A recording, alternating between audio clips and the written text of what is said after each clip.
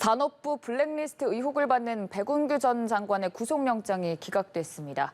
이를 두고 더불어민주당은 검찰의 보복 수사 임이 드러났다고 주장했고 국민의힘은 민주당의 이중잣대라고 비판했는데요. 오늘의 정치권 이슈들 자세히 짚어보겠습니다. 김근식 국민의힘 전 선대위 정세분석실장 그리고 복기왕 전 민주당 선대위 대변인 나오셨습니다. 어서 오시죠. 안녕하세요. 안녕하세요. 일단 어젯밤 법원이 백운규 전 산업부 장관의 구속영장을 기각을 했습니다. 어떻게 보셨는지부터 여쭙겠습니다. 백 장관께서 현명한 판단을 내려주신 재판부에 감사드립니다. 라는 말씀을 한 것처럼 네. 저는 우선은 백 장관이 지금까지의 일에 대해서 감추거나 혹은 조작을 하려고 하거나 혹은 도망을 가려고 하거나 한 사실이 없기 때문에 당연히 구속영장 청구는 되지 않을 것이라고 저희들이 예상을 했고 예상대로 판결된 것에 대해서 저희들은 좀 다양스럽게 생각하고 있고요. 이미 이제 두 차례 구속영장이 기각된 거 아니겠습니까? 네. 지난번 원전 경제성 조작 의혹에 대해서 개입했느냐 안 했느냐 이 부분도 구속영장을 청구했습니다만 기각이 됐고 지금 이번도 또 기각이 됐단 말이에요. 물론 구속영장이 기각이 됐다고 해서 그 수사가 중단되는 것은 아닙니다만 검찰이 무리하게 실적 내기 수사를 하고 있다라는 것이 이번 구속영장 기각을 통해서 밝혀진 것이다. 저희들은 이렇게 생각하고 있습니다. 당연한 결과였다는 말씀을 해주신 것 같은데요. 그 구속영장이 발부가 되느냐의 여부는 네. 잘 아신 것처럼 범죄 혐의가 소명이 되고 그다음에 증거인멸의 우려가 있는지 도주의 위험성이 있는지 이런 등등을 이제 종합적으로 재판부가 판단하는 것이기 때문에 어제 이제 백운규 장관에 대한 영장 기각은 그 재판장이 밝힌 바대로 범죄 혐의는 소명이 돼 있지만 일부 그러나 이제 증거인멸 도주의 우려가 없고 또 일부의 혐의에 대해서 다툼의 여지가 있다. 그래서 피의자의 방어권 확보 차원에서 영장을 기각한다는 내용이기 때문에 저는 이 자체로는 검찰이 영장을 신청하고 재판부가 영장에 대해서 실질 심사를 해서 기각을 한 거기 때문에 정상적인 사법 절차 하나라고 존중을 하고요. 다만 이 산업부의 블랙리스트 사건은 작년부터 이제 본격적인 수사가 진행이 돼서 상당 부분 많은 부분에 지금 혐의가 지금 속속 드러나고 있기 때문에 불구속 상태에서도 얼마든지 수사는 계속 될 수 있고 그다음에 많은 정치인들과 또는 이 정권과 관련된 인사들의 어떤 이 비리와 관련된 혐의는 대부분의 경우 또 불구속으로 재판이 많이 진행이 되기 때문에 이것에 대해서 민주당 쪽에서 말하는 것처럼 무슨 정치 보복의 시작이었다는 게 입증됐다고 말하는 것도 과하고 그렇다고 해서 또 검찰 일각에서 이걸 무조건 영장만 쳐서 그냥 일단 인신을 구속하고 보겠다 이런 식의 또 과도한 접근도 좀 한 번 더 자제를 요청하는 것이어서 양쪽 다 이 수사의 추이 그리고 백운규 장관의 이 산업부 블랙리스트 사건이 직권남용이 있는지 없는지에 대한 재판의 결과들을 지켜보면 될 것 같습니다. 잠깐 말씀을 해주시기도 했지만 법원이 구속영장을 기각하면서 밝힌 내용이 범죄 혐의에 대한 대체적인 소명은 이루어지는 것으로 보이나 일부 혐의에 대해서는 다툼의 여지가 있다라고 밝혔습니다.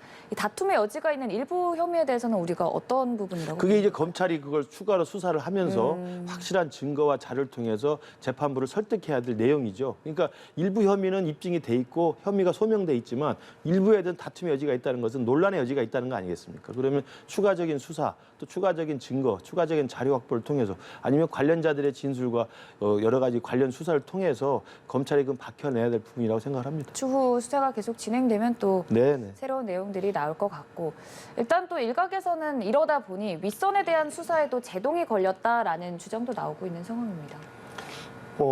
수사를 하는데 반드시 구속을 해야만 수사가 진행되는 건 아니지 않습니까? 네. 당시에 청와대 인사비서관실 행정관으로 있었던 박상혁 현직 의원이죠.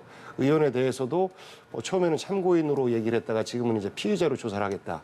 이렇게 입장이 좀 바뀐 모양인데 결국은 이 화살을 당시 청와대로 겨누고 있는 것 아닌가라는 의혹이 충분히 제기될 수밖에 없는 것이고 그러하기 때문에 이 사건 자체를 보면 그동안에는 관행적으로 해왔던 거 아니겠습니까? 정권이 바뀌고 나면 이 정권의 예를 들어서 에너지 정책 방향에 맞는 산하기관 임직원들인지 아닌지에 대한 어떤 파악을 해야 할 필요성도 있는 것이고 그리고 이분들이 어떤 이력을 갖고 있는 분들인지에 대한 당연히 인사관리를 장관 입장에서는 해야 되는 것이죠. 그리고 그러한 인사 전체적인 임명직에 대해서는 또 청와대에서 전체 인사 파일을 갖고 있기 때문에 그런 것에 대해서 공유를 한 부분인지 아니면 정말로 여기에 대해서 부당하게 그 뭐 사임을 강요하고 했는지 이런 부분에 대해서는 뭐 상당 부분 뭐 밝혀진 부분도 있다라고 하는데 그건 좀 결과를 좀 봐야 될 것 같고요.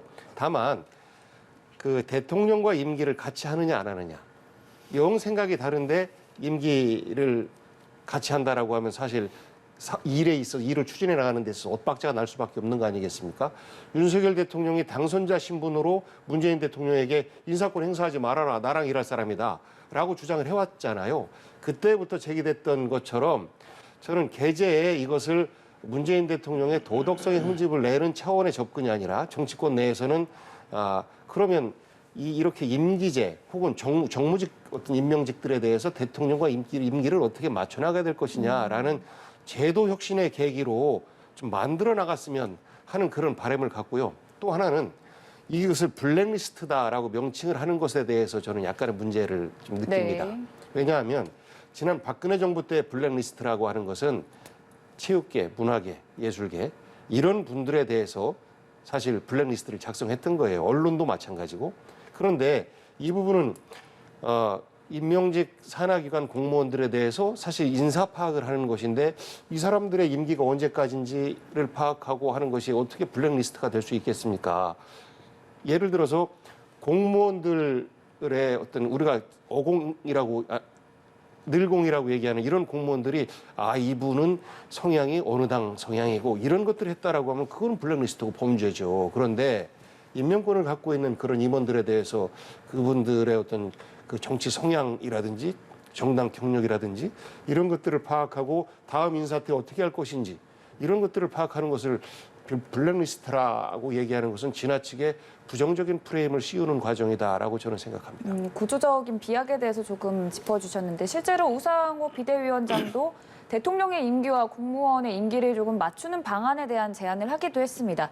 앞서서도 조금 언급을 해주셨고 이 부분에 대해서는 어떻게 생각하십니까? 그 여야가 비슷한 문제의식을 갖고 있죠. 왜냐하면 정권이 이제 5년마다 한 번씩 바뀌는데 네. 바뀔 때마다 그러면 지난 정권 때 임기가 보장된 그런 임기제 공무원을 뽑아놓으면 정권이 교체된 다음에 그 남은 임기 동안은 사실은 서로 교체할 방법이 없거든요. 그러면서 이게 문제가 계속 생기지 않았습니까?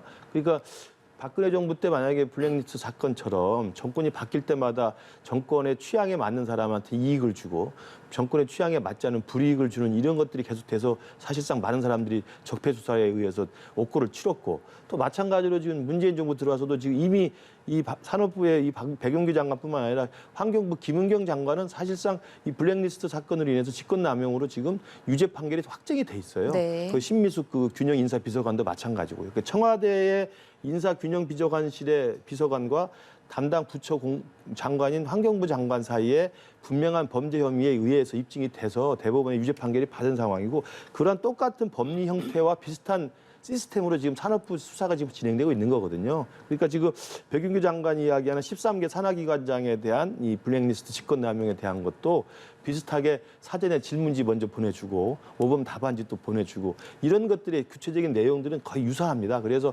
그런 관례나 그런 것들이 그전에는 뭐 그냥 묵과됐다고 한다면 이번에 어쨌든 지난번 환경부의 김은경 장관이 유죄 판결되면서 판례가 생겼기 때문에 다시는 이런 일이 없도록 하는 게 맞고요. 그러려면 뭐 죄를 지은 것에 대해서는 처벌하는 게 맞지만 이런 것들이 계속 양산되고 반복되는 것을 막기 위해서는 우상호 비대위원장이 말한 것처럼 그리고 국민의힘 우리 쪽에서도 사실은 이런 것들 제도적으로 보완할 필요는 있다. 그래서 대통령의 임기와 그 정권 기간 안에 있었던 임기제 공무원에 대한 임명 문제의 그 임기를 좀 맞추는 그런 아마 입법적인 논의를 여야가 좀 해봐야 될 것으로 필요하다고 생각합니다. 두 분 모두 구조적인 개혁 필요성에 대해서 그렇죠. 시사를 해주신 바 있고 근데 이번 일이 이제 백운규 전 장관의 구속영장뿐만이 아니라 또 청와대 행정관 출신이었던 민주당의 박상혁 의원까지도 관련해서 수사 대상에 오르다 보니 민주당에서는 보복 수사다까지 나오고 있는 상황인 것 같거든요. 그 지난 그 환경부 김은경 장관 때도 당시 신미숙 균형인사비서관이 다 공모로 해서 공범으로 처벌을 받았습니다. 그러니까 만약에 지금 산업부 관련해서도 인사비서관실의 박상혁 당시 행정관이 똑같은 방식으로 비슷한 연루가 된 혐의가 있다고 한다면 그건 뭐 공명정당하게 수사를 받아야 되는 것이고요. 수사의 결과 그다음에 혐의가 있으면 기소를 하게 되고 기소가 있으면 재판을 받아서 유죄 판결이 나오면 그걸 지켜보면 될 거라고 생각합니다. 겁니다. 단순히 지금 현역 국회의원이니까 정치보복이다라고 말하는 것은 국민들이 납득하기 어렵죠. 네, 이 부분이 네. 국민의힘에서 고발해서 사실 사건화된 거거든요. 3년 전에. 그리고 이 사건은 이미 5년 전 문재인 정부 임기 초반기에 이루어졌던 것인데 3년 동안 붙잡고 있었어요, 검찰이. 그 부분에 있어서의 비판을 면하기 어렵습니다.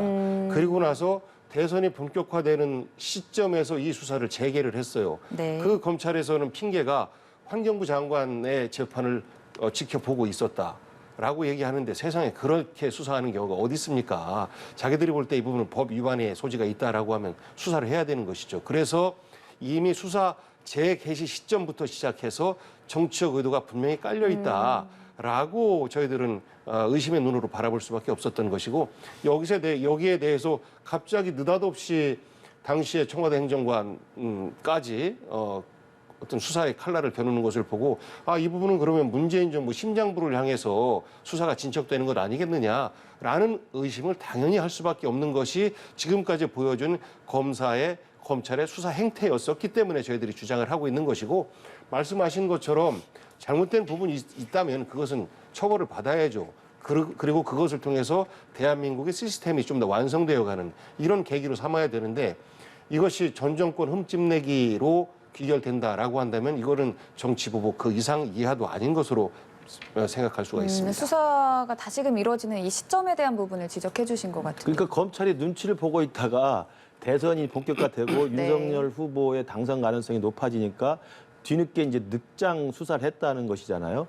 그러면 사실은 눈치를 본 검찰이 문제이고 뒤늦게 또 갑자기 전 정권에 대해서 겨누고 있는 것도 문제지만 그럼 3년 동안 놓고 있었던 건 문재인 정권의 검찰이었습니다. 그러면 당시에 김은경 환경부 장관의 이 블랙리스트 사건이 재판을 받고 있고 유죄로 판결됐으면 그거 상관없이 혐의가 있으면 수사를 해야 되고 수사를 해서 혐의가 있으면 기소를 하는 게 검찰이니까. 근데 지난 3년 동안은 고발된 지 3년 동안 아무것도 안 하고 있었던 게 문재인 정권하의 검찰이기 때문에 윤석열 후보의 당선 가능성 때문에 눈치를 보고 했다는 게 정치 검찰로 비판할 거면 문재인 정권 임기 기간 동안 3년 동안 문재인 정권의 눈치를 보고 수사를 하지 않았던 검찰도 문제인 거죠. 저는 똑같은 논리로 같이 비판을 받아야 된다고 생각하고요. 그다음에 이제 지금 박상혁 의원에 대해서 지금 수사에 선을 올리니까 이제 몸통을 겨냥한다고 이야기하는데 네. 행정관입니다. 그러니까 지금은 국회의원이니까 좀 비중이 큰 것처럼 보입니다만 이 김은경 환경부 장관 사건도 신미숙 당시 균형인사 비서관까지 기소가 되어서 재판을 받아서 유죄 판결을 받았습니다. 비서관 밑에 행정관이 한 일을 가지고 행정관이 분명히 연루가 돼 있고 그 행정관이 특정 인사에게 다 내정해놓고 이러저러한 답안지 먼저 주고 질문지 주고 했던 것이 지금 혐의로 만약에 드러난다고 한다면 당연히 그 행정관으로서의 그 위법 사실에 대해서 수사를 하는 게 맞죠. 그걸 지금 현역 국회의원이라고 해서 정치보복이라고 말하는 것은 지나친 경강부회라고 생각합니다. 그러면 박상혁 의원 그 윗선으로의 수사가 올라갈 가능성은 거의 없다. 그건 이제 검찰이 알아서 판단할 문제죠. 만약에 박상혁 행정관이 그런 불법을 저질렀는데 윗선의 지시가 있었다고 한다면 따져봐야 될 일이고 그게 아니고 본인이 알아서 한 거라고 한다면 또 거기서 수사가 멈출 수도 있겠지만 박상혁 의원에 대해서 지금 수사하는 것을 놓고 정치보복이라고 말하는 것은 정말 제가 볼 땐 민주당 쪽에서 너무 좀 겁을 내고 있는 게 아닌가 싶습니다. 민주당 쪽에서는 어찌됐든 이 박상혁 의원의 수사가 문재인 정권에 대한 보복 정치다라고까지 생각을 하기 때문에 우상호 비대위원장도 별도의 기구를 만들어서 강력하게 대응을 하겠다는 입장을 밝혔거든요. 이게 이제 이연령 비연령인데요. 네. 검찰 수사라고 하는 것이 그 박상혁 당시 행정관이 비서관에게 보고를 했을 것이고 비서관은 인사수석에게 보고를 했을 것이고 네. 이것을 또 그 전체 관장하는 그 청와대 수석은 경제수석일 것이고 그리고 나서 전체 인사추천위원회 위원장은 비서실장이 맡고 있어요. 그렇게 되면 사실 엮으려고 하면 다 엮을 수 있는 가능성이 있는 것이 이번 수사라는 말입니다. 그러하기 때문에 느닷없이 박상혁 당시 행정관을 수사 대상으로 올려놓고 피의자로 본다라고 하는 것은 방향이 문재인 정부의 심장을 향해서 가고 있구나라고 하고 아마 그 어느 정부의 인사든지 간에 인사 과정이 투명하게 정리되는 것은 없습니다. 그러면 이런 투명하게 밝혀지지 않는 가능성에 정치적 입김이나 부당한 입김이 개입된 것 아니냐라는 의혹 속에서 얼마든지 어떤 그 죄가 있다라고 주장을 할 수 있는 것이거든요. 그래서 저는 우선 수사 시점부터 시작해서 지금 전개되는 과정까지 국민들은 의심의 눈으로 바라볼 수밖에 없는 것이고 그 당시에 문재인 정부의 검찰이다라고 얘기하지만 그 당시에 중앙지검장이 윤석열 대통령이었습니다. 그래서 그 당시 검찰 수사에 대해서 문재인 정부가 감나라 배나라 이렇게 하는 경우 글쎄요. 저는 확인해 보지 못했는데 국민의힘의 주장은 다르죠.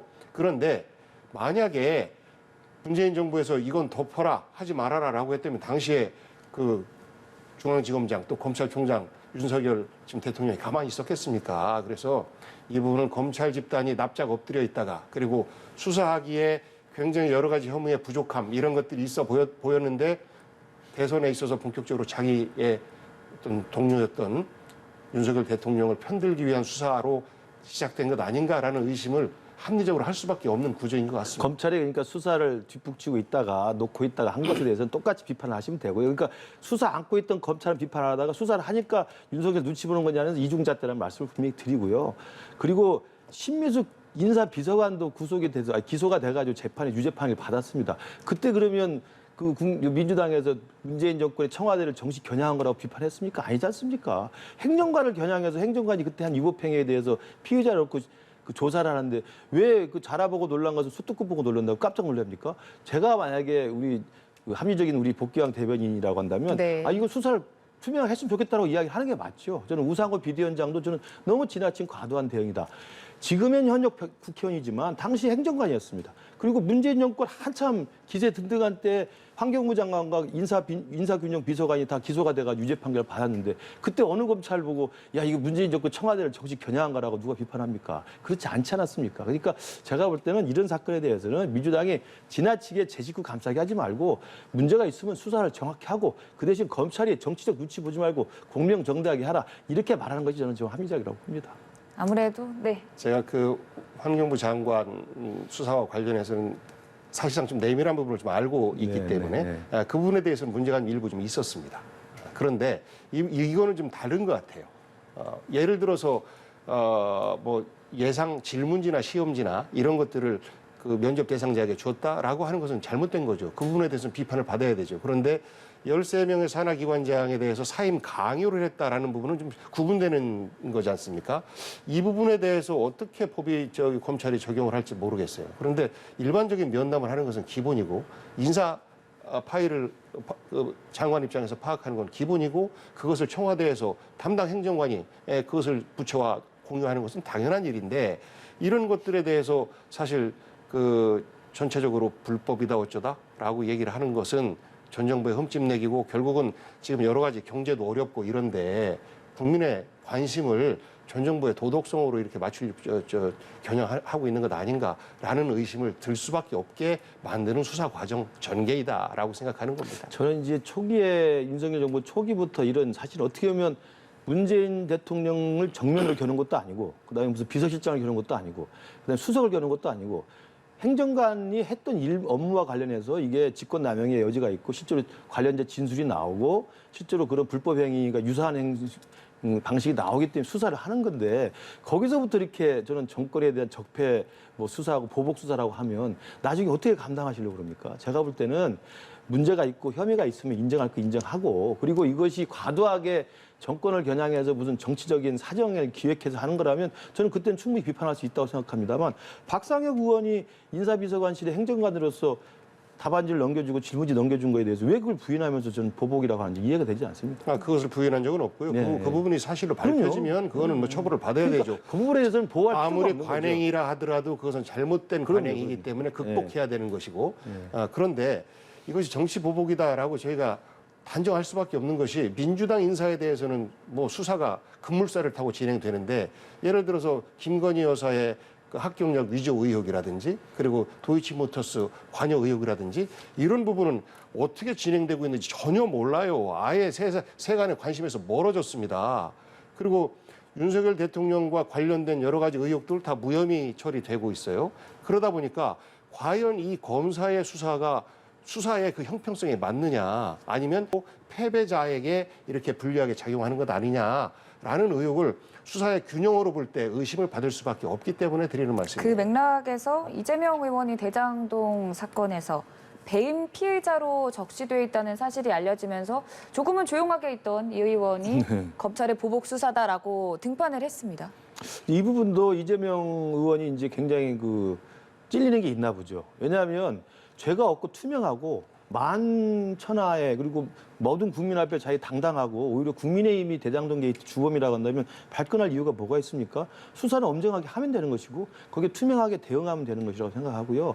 그리고 더 웃기는 것은 이재명 의원이 지금 지방선거 참패 이후에 그다음에 참패 패장 아닙니까? 총괄 선대위원장이었으니까 그랬는데도 불구하고 민주당 내에서 부글부글 끓어오른 패배 책임론에 대해서 말 한마디 않고 있다가 그다음에 전당대 출마할지는 말 한마디 않고 있다가 갑자기 툭 튀어나오면서 야 대장동 게이트에 나를 피의자로 몰았다면서 정치 보복이고 사법살인입니다. 누가 그걸 납득하겠습니까? 그리고 아시지만 사법살인이라는 단어는 예전에 박정희 독재정권 때 인혁당 사건에서 정치 사법제도를 통해서 정적들을 제거하는 걸 사법살인이라고 합니다. 가장 대표적인 게 80년에 전두환 군부 독재가 DJ를 사형 선고한 게 사법살인 아닙니까? 그럼 DJ에 대해서 광주 민주화 등의 배우라고 조작을 해서 사형 선고 내리는 사법살인을 어떻게 대한민국의 가장 최대의 비리 사건인 대장동 게이트 주요 혐의를 받고 있는 이재명 의원에 대해서 수사하는 걸 사법살인이라고 합니까? 지나간 사람이 웃을 일이죠. 그리고 그 시기나 적절성에서도 그리고 당내 책임론에 대한 이야기나 전당대 출마에 대한 이야기를 먼저 하고 나서 이야기를 하든지 거기에 대해서 오불가람 말 한마디 하고 있다가 자기와 관련되게 나오니까 정치보복 사법살인이라고 하면 제가 볼 때 이 잣대 자체에 대해서는 너무 이중적인 잣대를 하고 있는 거라고 하실 생각합니다. 말씀 있을 것 좀 같습니다. 구분이 되는 거고요. 전당대 출마 여부에 대해서는 지금 당내 여러 가지 의견들이 많기 때문에 그런 것들을 최종적으로 결정한 이후에 결단을 내릴 문제이고 이 부분은 수사가 좀 진행되는 이재명에 대해서 피의자로 배임 혐의로 피의자로 적시를 하고 있기 때문에 문제가 되는 것이고 본인 입장에서는 적극적으로 항변할 수밖에 없는 것인데 이것도 그래요. 두 가지 아니겠습니까? 윤석열이 몸통이다라고 주장했던 근거는 당시에 부산저축은행 대출, 무마건 이것이 사실 그 당시에 윤석열 대통령이 검사로서 연관되었던 것이다라는 주장이 그 당시에 민주당의 주장이었어요.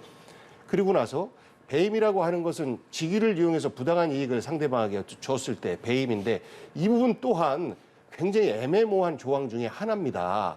그런데 이것을 이재명 당시 후보의 혐의에만 지금 적용을 하고 수사를 진행시키고 윤석열 대통령에 대해서는 사실 전혀 진행을 안 시키고 있단 말입니다. 저는 우리 국민들에게 이것이 승자의 잔치처럼 보이지 않으려면 공평하게 의혹이 제기됐던 모든 부분에 대해서 함께 수사를 하고 그리고 나서 어느 한 부분 예를 들어서 부산저축은행 부분은 뭐 공소시효가 끝날 수도 있어요. 끝났음에도 불구하고 이러이러한 부조리가 있었다라고 밝혀주고 혹은 실제 배임 혐의가 있다. 이재명 그 당시 성남시장에 대해서 있다라면 이 부분에 대해서는 공소시효가 안 끝났기 때문에 법적 처벌이 불가피하다라고 한다면 저는 우리 국민들이 의심하지 않을 것 같아요. 그렇게 할 겁니다. 네. 그런데 그렇게 할 지금 거예요. 수사 과정을 보면 그렇지 않아요. 역대 우리 정치 역사상 이렇게 같은 대선 경쟁자로 또 야당의 대표 정치인을 선거 끝나자마자 이렇게 무자비하게 수사했던 경험 어떤 사례가 있었나요? 저는 처음 있는 사례다 이렇게 생각합니다. 이게 어떻게 무자비한 사례입니까? 사법살인이 아니고 사법정의를 실현하는 것이고요. 당시에 성남시장이었기 때문에 배임죄 피의자라는 것도 지금 검찰이 굉장히 신중하게 하는 겁니다. 오히려 국민들의 정서 법감정으로는 배임죄 정도가 아니라 김만배와 동그란 공범 수준의 저는 대형 뇌물수수자로 생각을 해요. 근데 이제 그 부분은 아직 밝혀진 바가 없기 때문에 당시에 최종적이고 최후의 최고 결정권자, 결재권자가 성남시장이었기 때문에 성남시장으로서의 얻을 수 있는 이익을 그 공범들에게 넘겨주는 바람에 손해를 끼친 게 배임죄 아닙니까? 당연히 배임죄 피의자를 가지고 조사를 받을 수 있는 것이죠. 그걸 가지고 정치보복 사법살인이라고 하면 납득할 사람이 전혀 없다고 생각이 들고요. 말씀하신 윤석열 후보와의 연관성에서는 지금 검찰이 현명하게 수사를 잘할 거라고 보고 민주당에서 그 촉구하면 되는 겁니다. 그러나 이재명이 검찰에 대해서 그 촉구하면 되는 거지 자기 죄는 없다라고 이야기하는 것은 제가 볼 때 발버둥 치는 거라고 생각이 들고 또 하나는 부산저축은행에 대한 윤석열 후보의 당시 이야기는 이미 오래된 일일 뿐만 아니라 그때 민주당과 이재명 후보의 논리는 그거 아닙니까? 야, 그 돈이 들어왔을 때 그 돈이 나중에 화천대유의 그 시드머니가 됐을 때 그때 왜 처벌 안 했냐는 거거든요. 태아가 나중에 커서 범죄자 될 걸 어떻게 알고 처벌합니까? 말이 안 되는 논리를 갖다가 경광부를 억지로 붙인 거지 않습니까? 그러니까 그 부분은 검찰이 알아서 잘 판단할 거라고 생각합니다.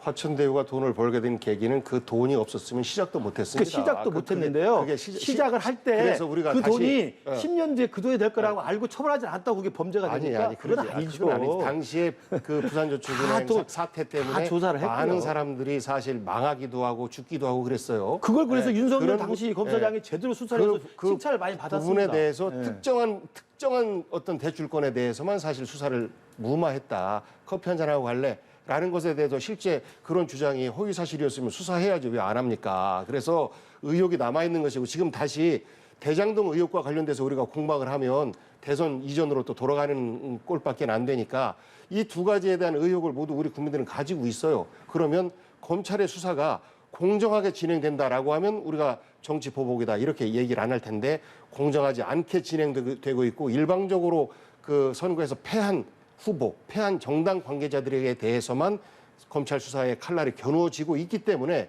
이건 정치 보복의 가능성이 매우 높다라고 경고를 드리는 겁니다.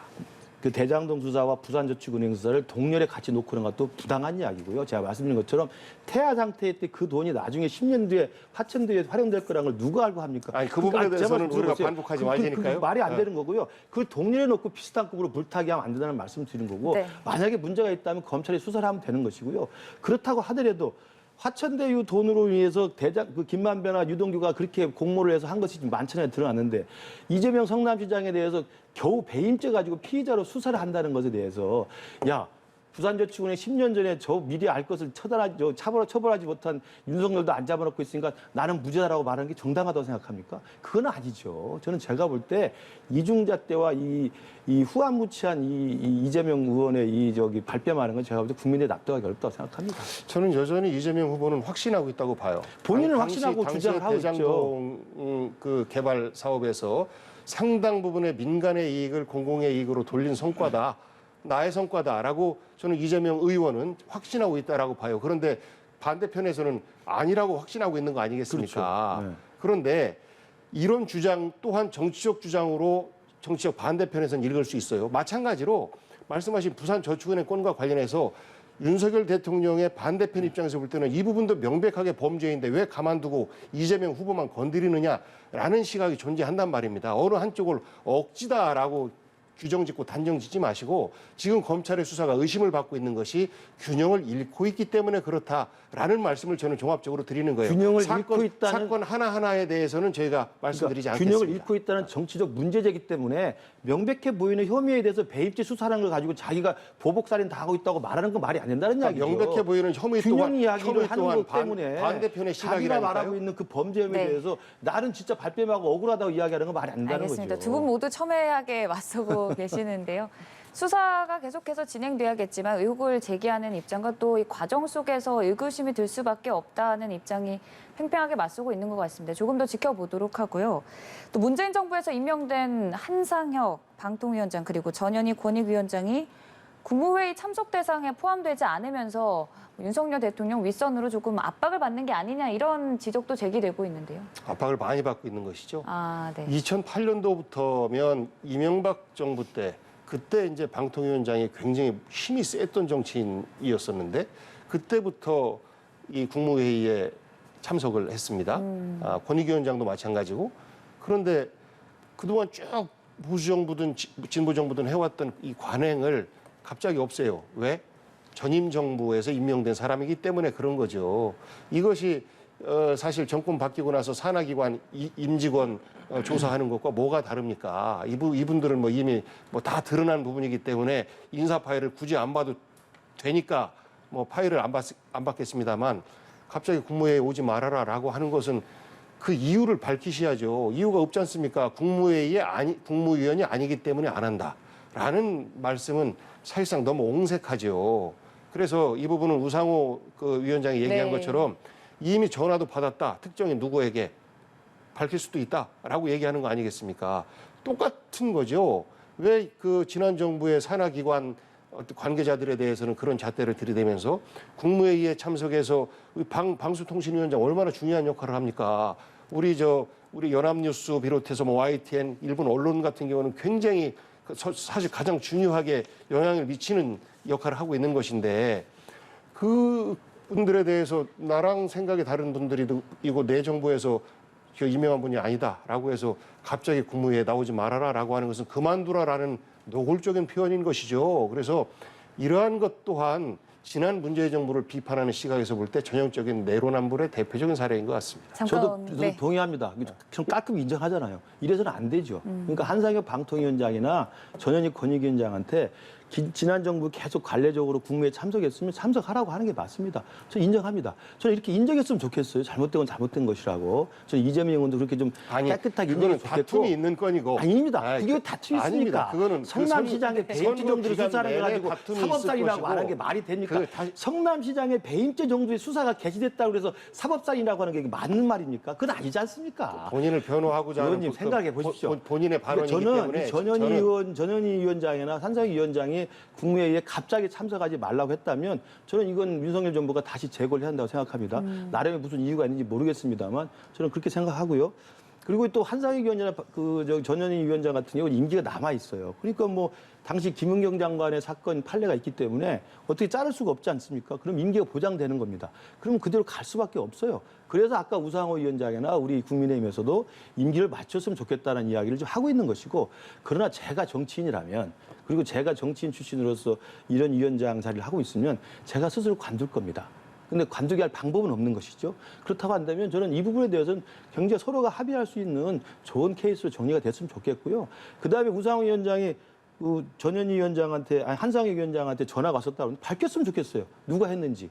밝히길 바랍니다. 그래서 밝혀서 김은경 환경부 장관처럼 부당한 압력을 행사할 수 있는 그런 위치에 있는 권력기관에서 만약에 전화가 왔다면 이거 당연히 수사해야죠. 저는 그래서 우상희 위원장이 겉으로 이렇게 연기만 피울 게 아니라 분명히 밝혔으면 좋겠다는 말씀드립니다. 아니, 말씀 중에서 뭐 한상혁 위원장이나 전현희 위원장이 정치적으로 조금 비겁한 사람 아니죠. 이렇게 제가 정치인 출신의 그 위원장이라고 그만두겠다는 느껴질 수 있는 말씀을 뉘앙스라서 이 두 위원장은 정치적 중립 가운데서 국민의 인권을 지키고 우리 방송통신을 지키고 정치에 오염되지 않도록 하기 위해서 이런 역할을 하는 거기 때문에 사실 어느 정부에서 임명하든지 간에 그 임기를 보장해 주는 거예요. 검찰총장 임기를 보장해 주는 것처럼. 그런데 이분들에 대해서 그 회의에 나오지 말아라라고 하는 것은 그만둬라라는 이런 암시고. 그러니까 잘못됐다니까요. 우리 말씀하신 부분도 그 국민의힘의 정서상으로는 왜 안 물러가냐라는 어떤 압력으로 느낄 수 있기 때문에 저는 이런 기구가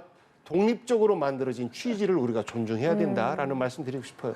네, 알겠습니다. 당내 얘기를 간략하게 좀 짚고 마무리를 지어볼 텐데 이재명 의원에 대해서 앞서서 뭐 의혹도 제기되고 있고 또 내부적으로도 토론회에서 지방선거 패배 이재명 책임론을 거론하는 상황에서 당대표 출마 가능성이 좀 줄어드는 거 아니냐 이런 시각도 있습니다. 당내 분위기가 어떤지 먼저 여쭙고 싶습니다. 뭐 현재로서는 줄어들지 안 줄어들지는 모르겠어요. 네. 여전히 내부적으로 의견이 분분한 상황이고, 그리고 당내 세대 교체를 주장하시는 분들 가운데서도 크게 성격이 두 가지 정도로 갈려집니다. 하나는 정말 순수하게 당의 쇄신을 위해서 당의 지도부로 있었던 분들은 좀 이선으로 물러가서 원로의 역할을 해주시고 좀 신진들이 나서서 당을 운영하는 이런 모습을 보여줬으면 좋겠다라는 순수함이 하나가 있고, 또 하나는 그런 그 세대 교체를 빌미로 해서 이재명 후보의 출마를 막으려고 하는 또 이런 모습들도 있습니다. 그런데 저는 대선에서 패배한 정당에서는 필연적으로